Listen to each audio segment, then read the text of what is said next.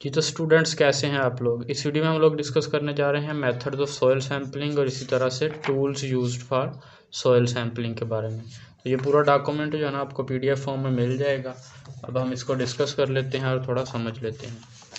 तो सबसे पहले हमारे पास आ जाता है मेथड्स ऑफ सॉइल सैम्पलिंग। ये वाला टॉपिक जो है ना आप लोग एनवायरमेंटल फिजिक्स के प्रैक्टिकल में पढ़ेंगे, यानी मेथड्स ऑफ सॉइल सैम्पलिंग को आप लोग डिस्कस करेंगे इन डिटेल प्रैक्टिकल सब्जेक्ट में। तो मेथड्स ऑफ सॉइल सैम्पलिंग आ जाता है। इसमें है कि soil sampling is an essential process used to collect representative soil samples for laboratory analysis. The samples collected are used to determine the physical, chemical and biological characteristics of soil. यानी जो हम soil sample है वो क्या है कि हमने laboratory के एनालिसिस के लिए सॉइल के सैंपल्स लेने हैं, आपने मिट्टी कलेक्ट करनी है मुख्तलिफ़ जगहों से। जो आपके पास अगर कोई खेत है या वैसे आप जो लेबॉर्ट्री के लिए एक टेस्ट ले रहे हैं उसके लिए आपने सॉइल के छोटे छोटे सैंपल्स को कलेक्ट करना है और उसमें पता लगाना है कि उसकी फ़िज़िकल, केमिकल और बायोलॉजिकल खसूसियात कौन सी हैं, which are important in making management decisions regarding to land use, crop production and environmental protection। तो इससे क्या फ़ायदा होगा कि हमारा माहौल जो है उसकी प्रोटेक्शन कर सकेंगे फसलें वगैरह उगाने में, और हमें ज़मीन के इस्तेमाल के बारे में काफ़ी ज़्यादा मदद मिलेगी और हम फैसला कर सकेंगे कि ये ज़मीन कौन सी फसल के लिए सही है और किसके लिए ये नहीं। तो सॉइल सैम्पलिंग का बेसिक फ़ायदा यही है कि हम लोग सॉइल का सैंपल लेंगे, उसको हम लोग कलेक्ट करेंगे और उसमें टेस्ट करेंगे, उसकी प्रॉपर्टीज़ को, उसके करैक्टरिस्टिक्स को फाइंड आउट कर लेंगे। उसके बाद इसके टाइप्स हैं, इसके मेथड्स हैं। उनमें सबसे पहले आ जाता है रैंडम सैम्पलिंग। रैंडम सैम्पलिंग क्या होता है कि this method involves taking soil samples at random locations with in the field और एरिया ऑफ इंटरेस्ट। यानी कि हमने जो हमारे पास एक खेत है या जो भी एरिया है उसके हमने सैंपल्स ले लेने हैं रैंडम लोकेशन से। यानी कि अगर मैं यहाँ पर आपको एग्जांपल दूँ कि रैंडम सैम्पलिंग क्या होगा कि हमारे पास ये एक फील्ड है, हमने कहीं से भी यहाँ से 2 सैंपल उठा लिए, एक यहाँ से एक यहाँ से, इस तरह से मुख्तलिफ़ लोकेशंस पे, कोई फ़िक्स लोकेशन नहीं होगी, वहाँ से हम लोग सैंपल्स उठा लेंगे तो वो होगी रैंडम सैम्पलिंग। सैंपल्स उठाने के बाद क्या करेंगे, random sampling is suitable for areas with in uniform soil characteristics and where soil variability is low. यानी कि जहाँ पर सॉइल वेरिएबल ना हो, उसकी वेरिएबिलिटी लो हो, यानी कि सारा खेत आप देख रहे हैं कि एक ही जैसी है सारी ज़मीन, तो वहाँ से आप लोग रैंडम सैम्पलिंग भी कर सकते हैं। लेकिन अगर हम किसी और एरिया में चले जाएं जहाँ पर ज़मीन की साख्त जो है ना चेंज हो रही है, तो वहाँ पर ग्रिड सैम्पलिंग यूज़ करेंगे।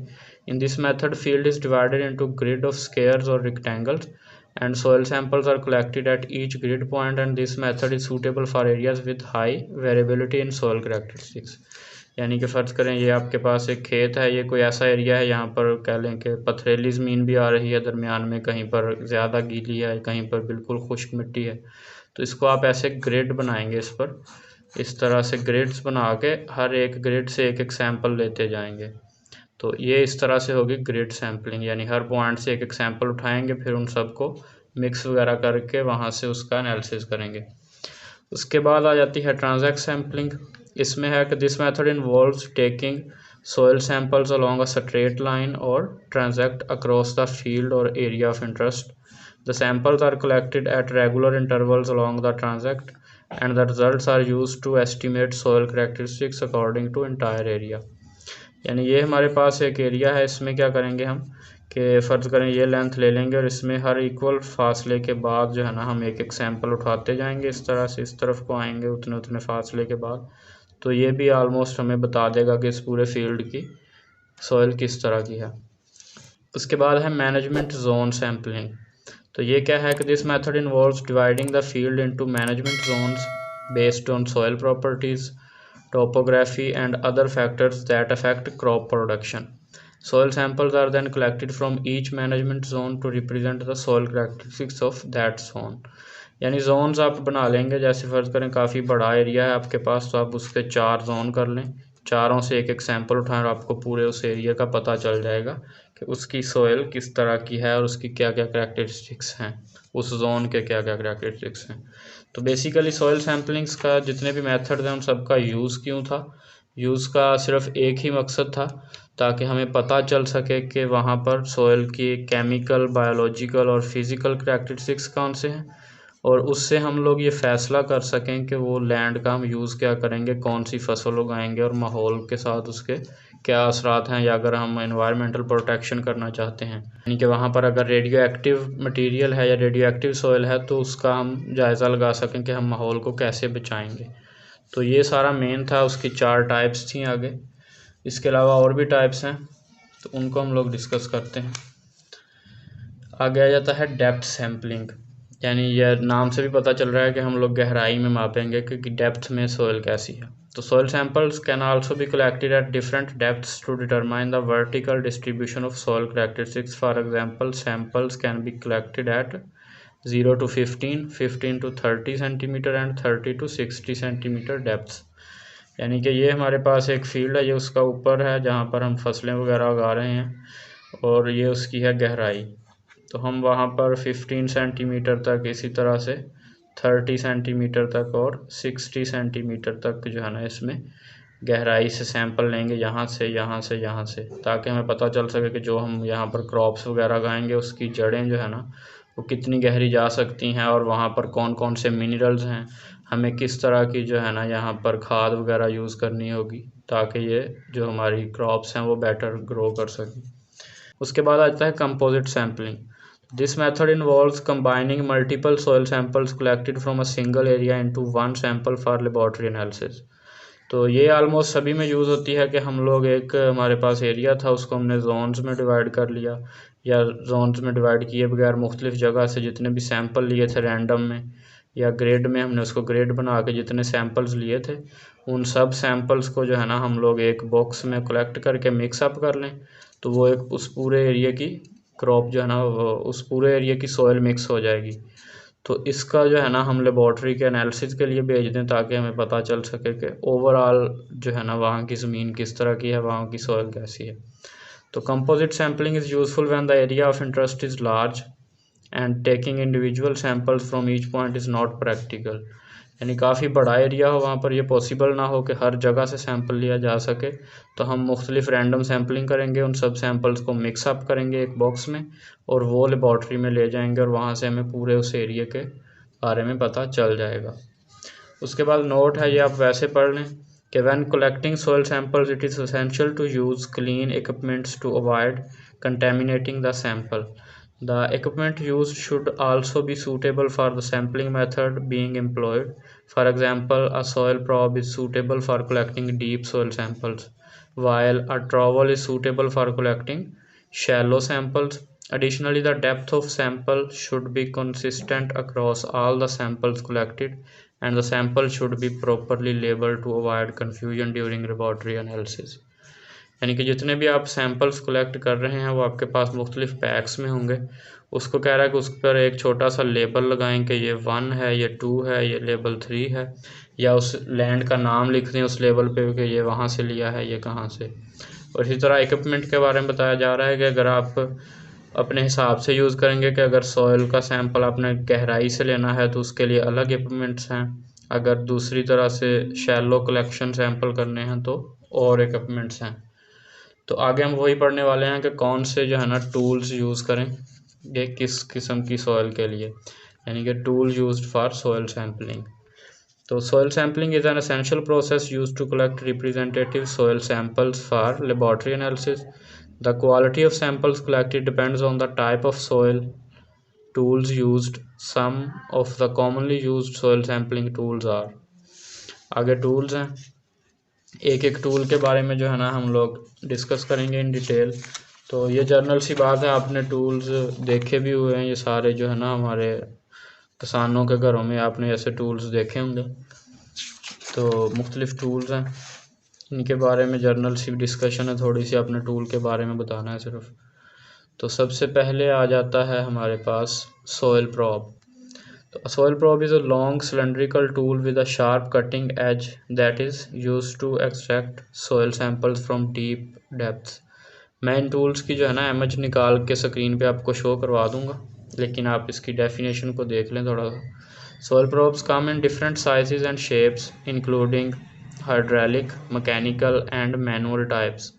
They are suitable for collecting soil samples from depths of up to 1 meter. Soil props are useful for collecting samples of soil with uniform characteristics and are suitable for use in agriculture and environmental applications. तो समझ आपको आ रहा है simple से, उसके बारे में लिखा हुआ है कि कौन से इसके टाइप्स हो सकते हैं और ये किस तरह 1 मीटर डेप्थ तक जो है ना सूटेबल है, और इसी तरह से इसके जो सैंपल कलेक्ट करते हैं वो हमें एग्रीकल्चर में और इन्वायरमेंटल एप्लीकेशंस में काम आता है। उसके बाद आ जाता है हमारे पास टूल ट्रॉवल। तो trowel is a small hand tool with a flat pointed blade used for collecting shallow soil samples.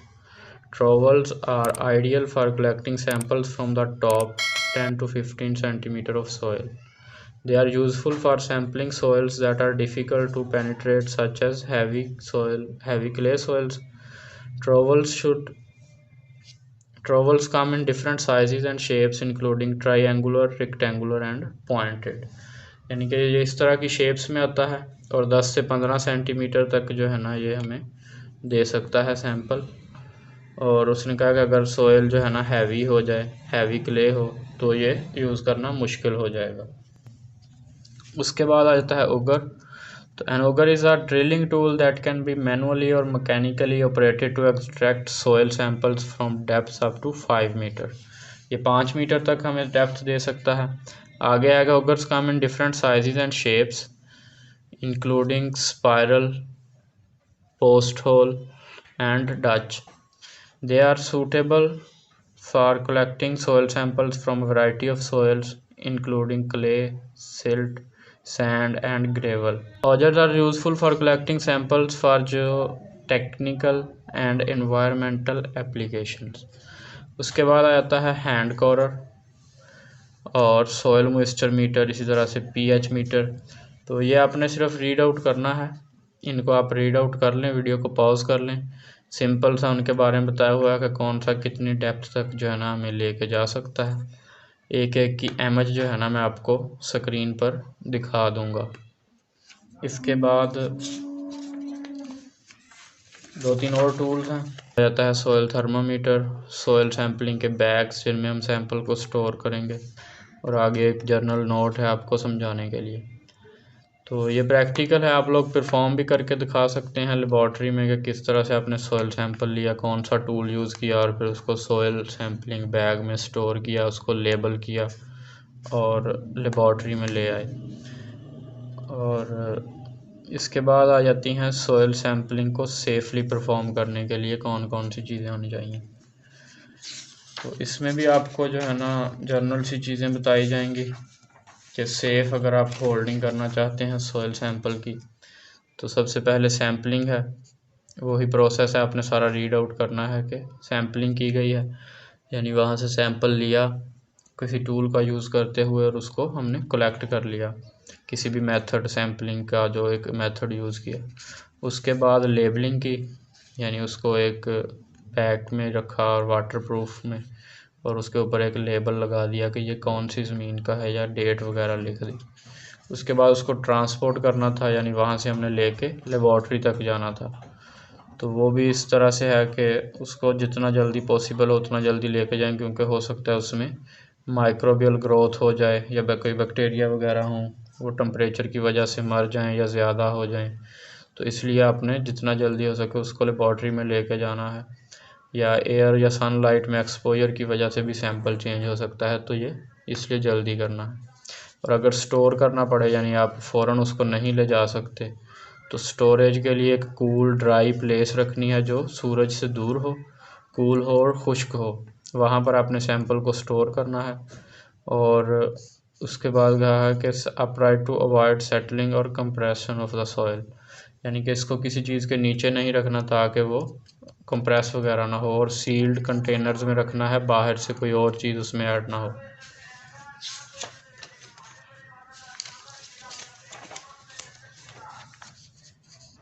उसके बाद आ जाता है हैंडलिंग, कि सॉयल सैंपल को हैंडल आपने किस तरह से करना है। तो वो अगर ग्लव्स वगैरह पहन लें, और ताकि आपकी ज़मीन से डायरेक्ट कॉन्टैक्ट ना हो, ग्लव्स वगैरह पहन के सॉयल सैंपल को कलेक्ट करें और उसको जो भी आपने लेके जाना है वहाँ तक लेके जाएं। एनालिसिस में है कि आप लेबॉर्ट्री में ले जाएंगे और वहाँ पर सॉइल सैंपल का एनालिसिस होगा। तो उसमें है कि if immediate analysis is not possible, sample should be refrigerated और frozen to prevent microbial growth. ये इसमें बहुत इंपॉर्टेंट फैक्टर है, क्योंकि अगर ज़मीन में बैक्टीरिया वगैरह होते हैं, अगर सैंपल पड़ा रहा तो वो ग्रो कर जाएंगे और कुछ और ही आपको रिजल्ट्स मिलेंगे जो असल सॉइल से बहुत ज़्यादा डिफरेंट हो सकते हैं। और हम पढ़ लेते हैं कि safe holding of soil sample is critical for maintaining the accuracy integrity of soil analysis result. Proper handling, labeling, transportation, storage, and analysis of soil sample can help ensure that data obtained is representative of true soil characteristics. तो यानी सारी वही बात जो मैंने आपको बताई है कि प्रॉपर तरीके से हैंडलिंग की गई हो, लेबल किया गया हो, ट्रांसपोर्ट अच्छे से करें, स्टोरेज करनी पड़ी है तो वो ख्याल रखें, और उसके बाद एनालिसिस होगा और हमें पता चल जाएगा कि जो ये सॉइल थी उसकी असल में खसूसियात कौन सी हैं, कौन सी क्रॉप के लिए वो बेस्ट है, एनवायरनमेंट पर उसका क्या इफ़ेक्ट होने वाला है। तो ये था हमारा आज का टॉपिक। ये जो है ना फुल आपको PDF भी मिल जाएगा डिस्क्रिप्शन में, आप प्रिंट वगैरह भी निकलवा सकते हैं, लेकिन प्रिंट की ज़रूरत नहीं है। आपने इसको पढ़ें, इसको अपने माइंड में जो आपको समझ आया है वो आप अपने प्रैक्टिकल की जो है ना प्रोसीजर डिस्क्रिप्शन में लिख सकते हैं, और बेसिकली आप इसको परफॉर्म करेंगे या इसके बारे में थोड़ी सी कोई लाइव आप जाएंगे, सैंपल को एनालिसिस करेंगे तो आपको सारा समझ आ जाएगा कि ये सारी चीज़ आखिर क्या थी। तो वीडियो अच्छी लगी है तो वीडियो को लाइक और इस चैनल को ज़रूर से सब्सक्राइब कर लें। इस चैनल पर बहुत अच्छी अच्छी वीडियोस, वीडियो लेक्चर्स और जॉब के बारे में आपको जितना भी एजुकेशनल कंटेंट है वो बिल्कुल फ्री में मिलने वाला है।